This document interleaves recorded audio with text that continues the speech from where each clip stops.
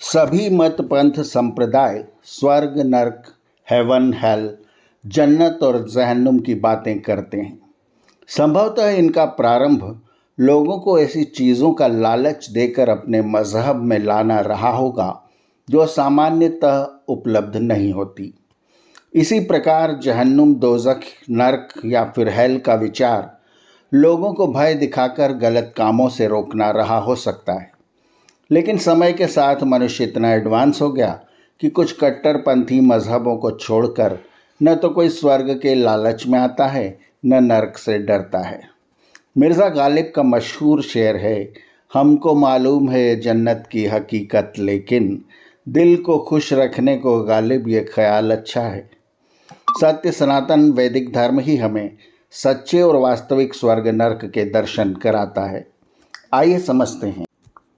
मतांतरों में स्वर्ग की परिभाषा भिन्न भिन्न है, परंतु वैदिक सिद्धांत में स्वर्ग की परिभाषा बिल्कुल सरल है। जहाँ सुख है वहीं स्वर्ग है। सुख विशेष का नाम स्वर्ग है, इसके विरुद्ध जहाँ दुख विशेष है वहाँ नरक है।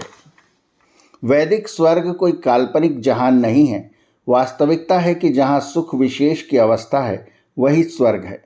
स्वर्ग नरक और कहीं नहीं है, इसी संसार में ही है।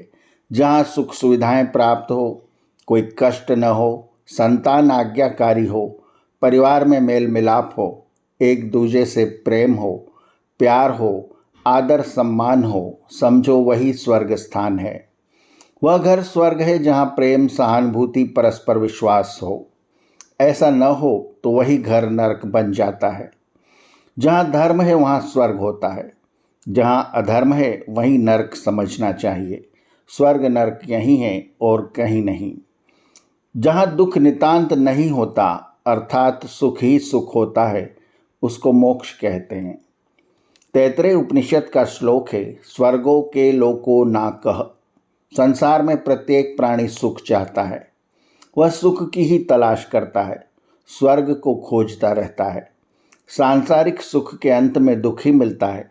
इसका यह मतलब नहीं कि सुख की अभिलाषा नहीं करनी चाहिए। धर्म के साथ चलें, धर्माचरण करें तो सुख अवश्य प्राप्त होता है।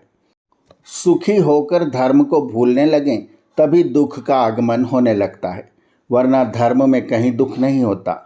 सुख आनंद की ओर ले जाता है। संसार में दुख भोगने पर ही विवेक और वैराग्य होता है, और तभी ईश्वर को याद करके मनुष्य मोक्ष को प्राप्त कर सकता है। जो सुख में भी ईश्वर को याद करता है वह कभी दुखी नहीं होता। ठीक ही कहा गए, दुख में सुमिरन सब करे, सुख में करे न कोय। जो सुख में सुमिरन करे तो दुख काहे को होए। धन दौलत वैभव अर्थात भौतिक पदार्थों की प्राप्ति से सुख दुख मिश्रित मिलता है, परंतु वही धन दौलत धर्म की नींव पर स्थित हो तो वह सच्चा सुख प्रदान करता है।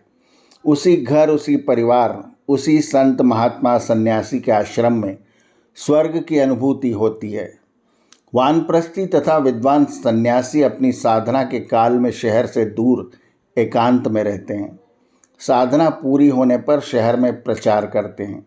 उन्हीं के आश्रमों में पहुंचने पर शांति मिलती है। वही सुख विशेष यानी स्वर्ग की अनुभूति होती है। उसको वर्णित नहीं किया जा सकता। बस इतना कह सकते हैं कि वही स्वर्ग है जहाँ सुख विशेष का एहसास हो। जहाँ दुख विशेष हो, समझिए वही नरक है।